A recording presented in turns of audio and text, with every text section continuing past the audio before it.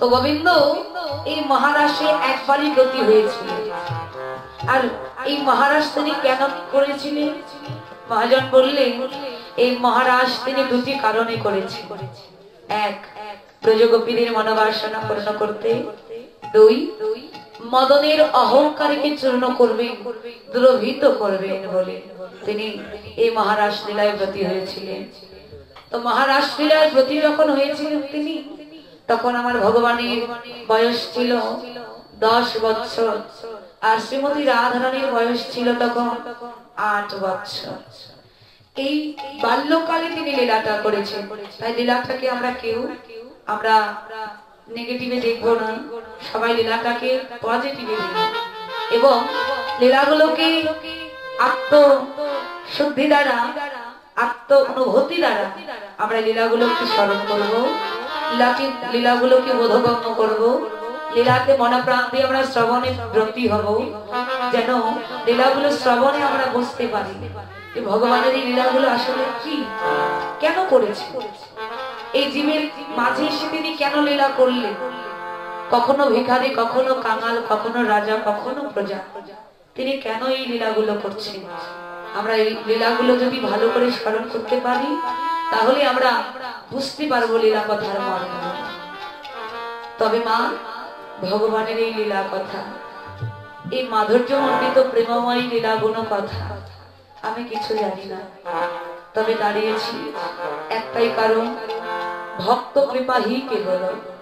যদি ভক্তের কৃপা হয় তবে আমার ভগবানের কৃপা হয়, আর আমার ভগবানের কৃপা হলে এই জগতের কোনো অসাধ্য কর্ম নাই যাকে সাধন করা যায় না। এই জন্য একটি শ্লোকায় বললে, মুখম করতি বাচালম পুঙ্গুলম ধায়াতে গিরি যৎ কৃপাহি তমহং ভক্তে পরমানন্দে মাধব। অর্থাৎ এই জগতে যদি কোনো পঙ্গু ব্যক্তির উপর আমার শ্রী মাধবীর কৃপা হয়, সেই পঙ্গু ব্যক্তি ভালো হয়ে যায়। শুধু ভালোই হয়ে যায় না, সে পদচালনা করে একটা গিরি অর্থাৎ একটা বিশাল পর্বতকেও তিনি অতিক্রম করতে পারবেন।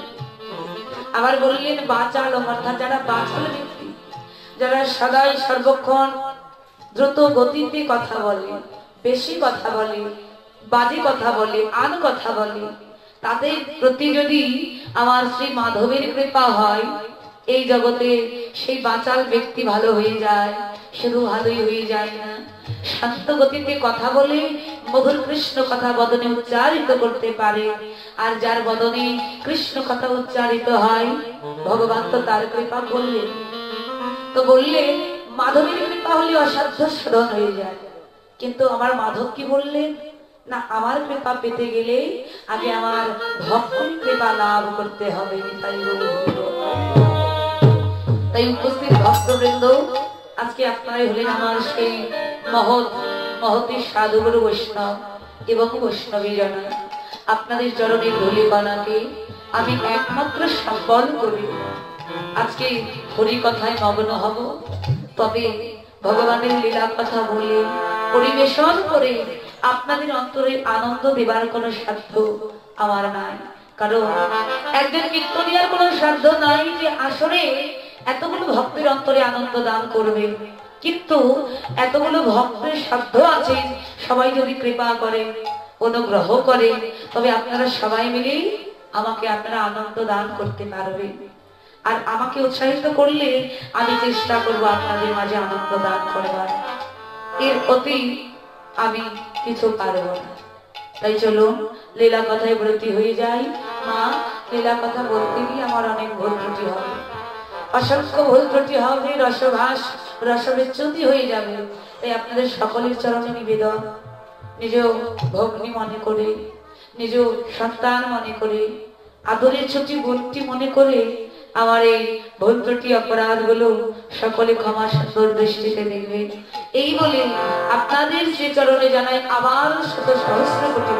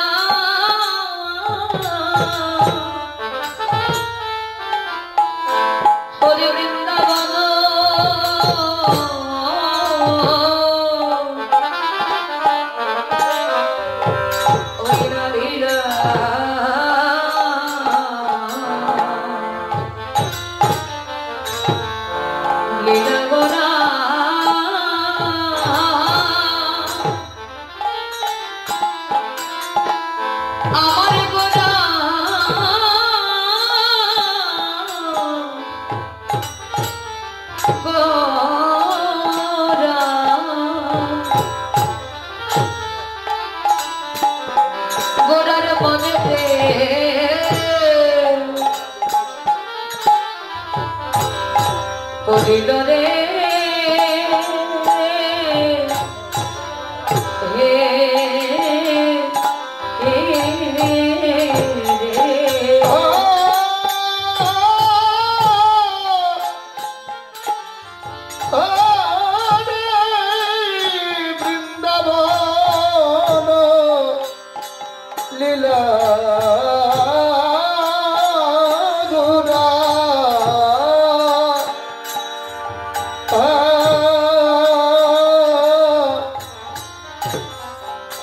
গুরের মনেতে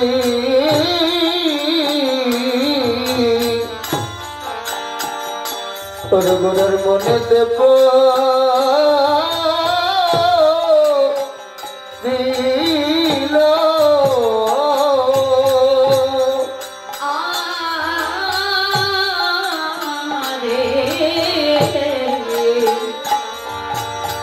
ওই সেজ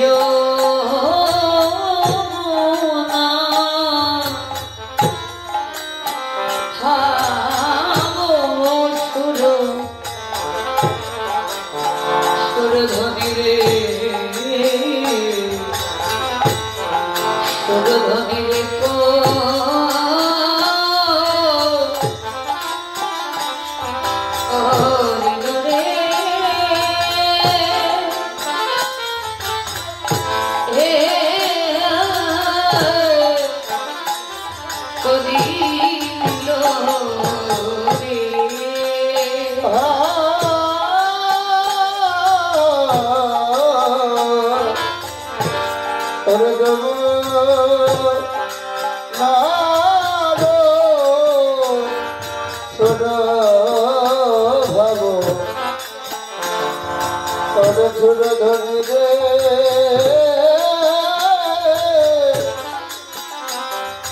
কহিল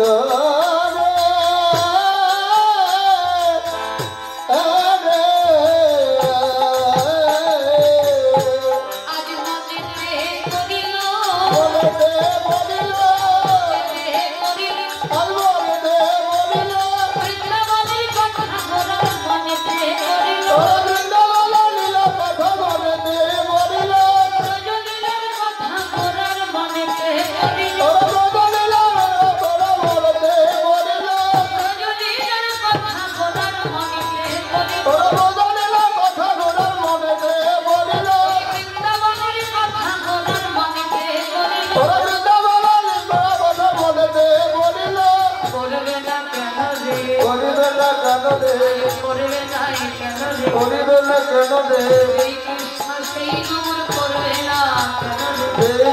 সেই কৃষ্ণ করিবে না কেন রে সেই তো এসেছে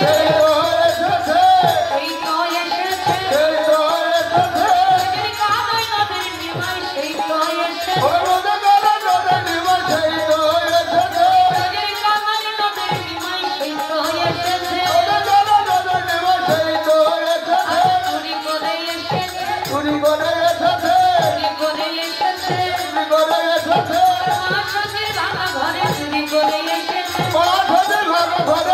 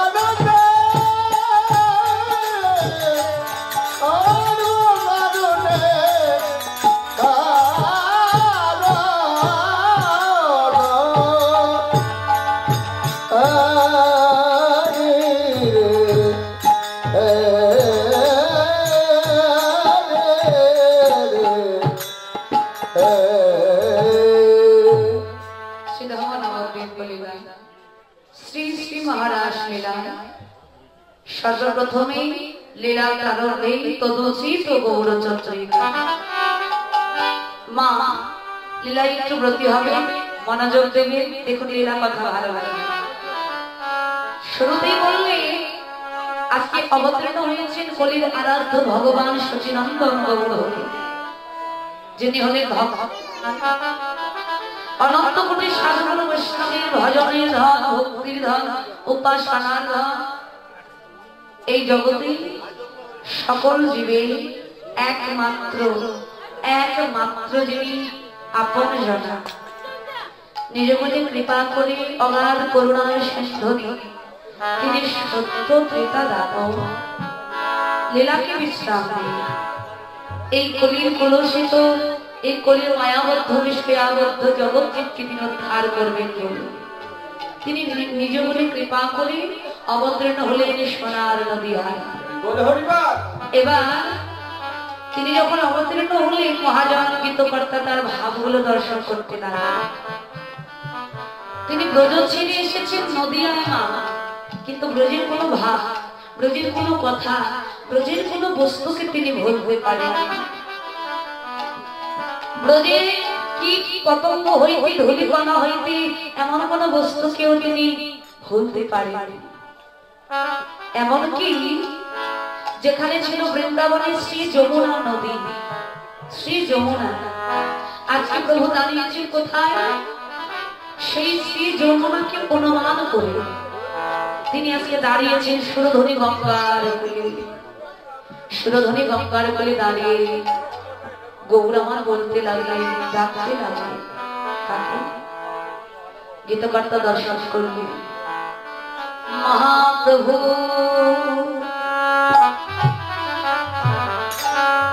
সুরধনী গঙ্গার কোলে, সুরধনী গঙ্গার কোলে, সুরধনী গঙ্গাকে বলতে লাগলেন, সুরধনী গঙ্গা রে, আমি যেই তীরে বসে সখার সঙ্গে কত খেলা খেলেছি রে। ও সুরধনী বলতে লাগলে, দেখুন মা অনুমান করছেন, যেখানে ছিল বৃন্দাবনের শ্রী যমুনা, সেই শ্রী যমুনার পরিবর্তে সুরধনী গঙ্গা। সুরধনী গঙ্গাকে দর্শন করে গঙ্গাকে বলতে লাগলে, কি বলছি? ও যমুনা, যমুনা,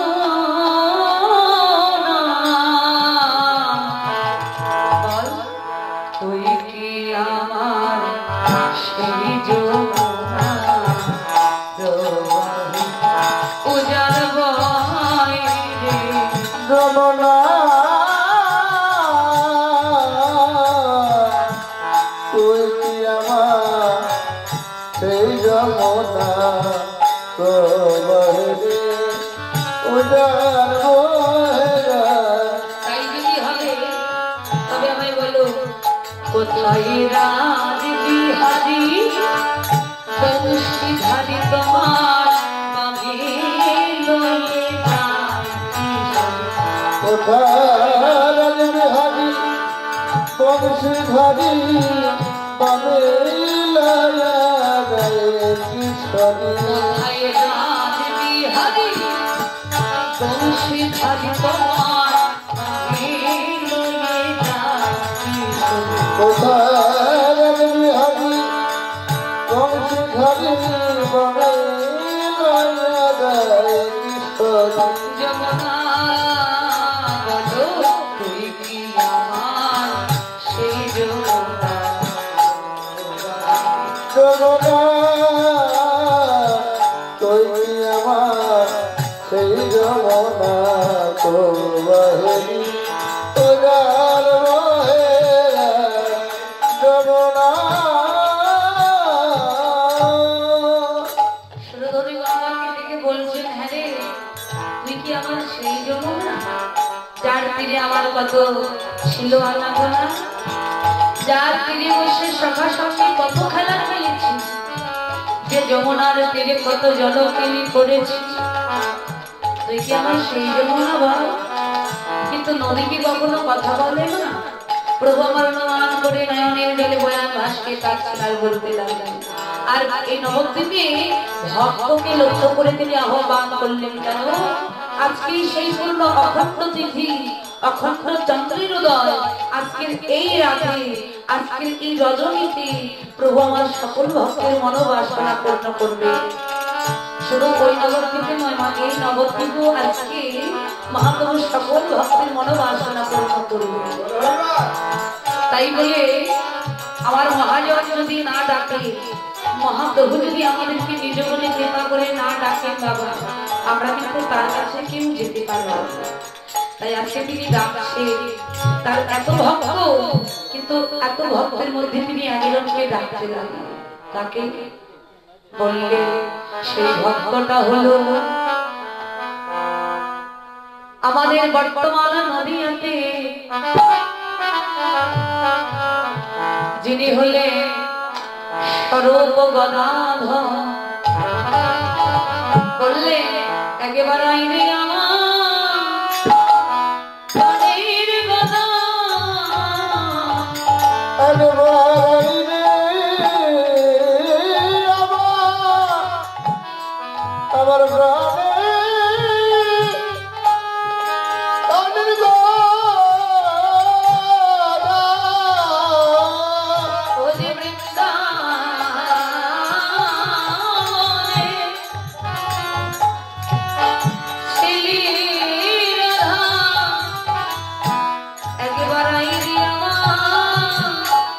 প্রাণে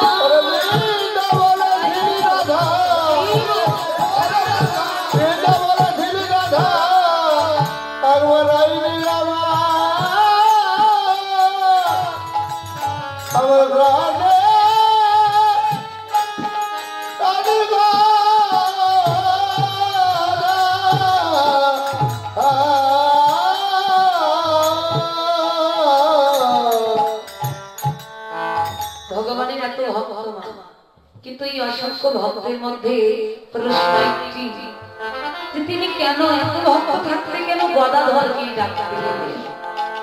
তার তো প্রিয় ভক্তের অভাব ছিল না, নিত্যানন্দ ছিল, অদ্বৈত ছিল, গদাধর ছিল, শ্রীবাস ছিল, কিন্তু এত অন্তরঙ্গ ভক্তগুলো থাকা সত্ত্বেও তিনি কেন গদাধরকে ডাকলেন? বললেন এই গদাধর যে শ্রী বৃন্দাবনের শ্রীমতী রাধা, যাকে নিয়ে আমার প্রভু বৃন্দাবনে মহারাজ লীলায় ব্রতী হয়েছে। বললে শাস্ত্রে প্রমাণ করেছে, শ্রী চৈতন্য চরিতামৃতে বললেন রাধা কৃষ্ণ একই আত্মা, দুই দেহ ধরি অনন্ত বিরাস রস আস্বাদন করি। এবে সেই দুই দেহ মোর চৈতন্য গোসাই, ভাব রস আস্বাদিতে দুই হইল এক ছাই। আমরা জানি রাধা গোবিন্দের মিলিত তনু বা মিলিত দেহ হলো আমার গৌরাঙ্গ মহাপ্রভু বাবা। তাহলে রাধা গোবিন্দের মিলিত তনু যদি গৌরাঙ্গ সুন্দর হয়, গদাধর কি করে ভিন্ন করে রাধা রানী হতে পারে? এর কারণটা ঘটেছিল বৃন্দাবনে বাবা, যেদিন রাধা রানী কৃষ্ণ প্রেম অনুরাগী, কৃষ্ণ প্রেম বিরহ জ্বালা বকিনি নিজে নিজে কাঁদছে। কেন কাঁদছে? কৃষ্ণ ভজনের জন্য এই কৃষ্ণ প্রকৃতি প্রদত্ত, ঈশ্বর প্রদত্ত এই দেহ খাঁচাটা পেয়েছিলাম। এই দেহটা কেন পেয়েছিলাম? ভগবান সেবায় লাগাবো বলে। আর রাধারানী মা কাঁদছে আর বলছে দেহটা যখন গোবিন্দ সেবায় লাগলো না,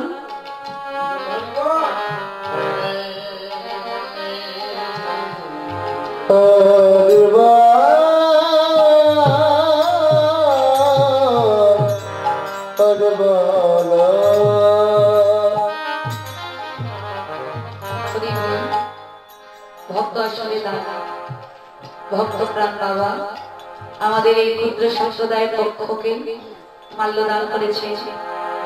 সবাই মিলে আশীর্বাদ করবে, ভগবান যেন তার এই প্রেম ভক্তি অটুট রাখে। এমন করে ভক্ত সঙ্গ করিতে করিতে একদিন যেন নিষ্কাঞ্চন ভক্তের পরশ গুণে আমার ভগবানের সঙ্গ করতে পারে।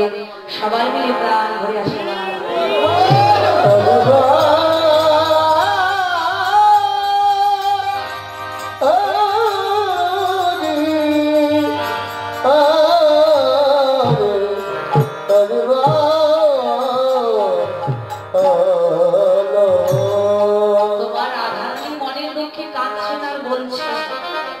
ভগবান কৃপা করে আমরা জানি রাধারানীর উৎপত্তিটা কোথা থেকে হয়েছিল? গোবিন্দের বাম অঙ্গ থেকে রাধারানীর উৎপত্তি। এবার মনের অভিমানে কাঁদছে আর বলছে গোবিন্দ সেবার দেহটা যখন পেলাম, কিন্তু গোবিন্দ সেবায় লাগাতে পারলাম না, এই দেহটা রেখে আমার কোনো লাভ নেই। তাই মনের দুঃখে যে খান থেকে উৎপত্তি হয়েছিল এই বাম অঙ্গ, গোবিন্দের সেই বাম অঙ্গের মধ্যে রাধারানী নয়নের জলে ভাসিয়ে ওই দেহের মধ্যে লীন হয়ে চলে যাচ্ছে। এবার ললিতা এসে দাঁড়িয়েছে সম্মুখে, রায় কি করছিস? গোবিন্দের দেহের সঙ্গে বিলীন হয়ে যাচ্ছিস? হ্যাঁ রে মরমিয়া, যদি এখানে থাকি আমরা এই দেহটাকে আজ না হোক কাল না হোক একদিন গোবিন্দ সেবায় লাগাতে পারবো রে। কিন্তু এইভাবে যদি বিলীন হয়ে যাস, দেহটা যদি গোবিন্দের সঙ্গে বিলীন করে দেস, কি করে গোবিন্দ সেবায় লাগবি? কোনদিন গোবিন্দ সেবা হতে তুই সেবা হতে বঞ্চিত হয়ে যাবি, এমন করে বিলীন হয়ে যাস। কিন্তু রাধারানী মা ততক্ষণে গোবিন্দের দেহের সঙ্গে প্রায় পূর্ণ অঙ্গটাই বিলীন হয়ে গেছে।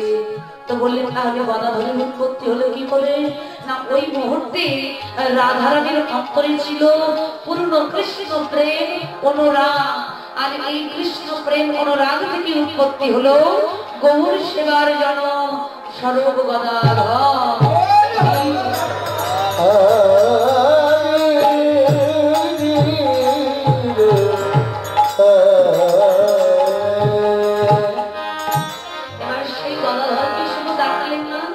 মহাপ্রভু এই নবদ্বীপে সকলকে আহ্বান করলেন। এবার হরি নামের ধ্বনি করে, হরি নামের ধ্বনি করে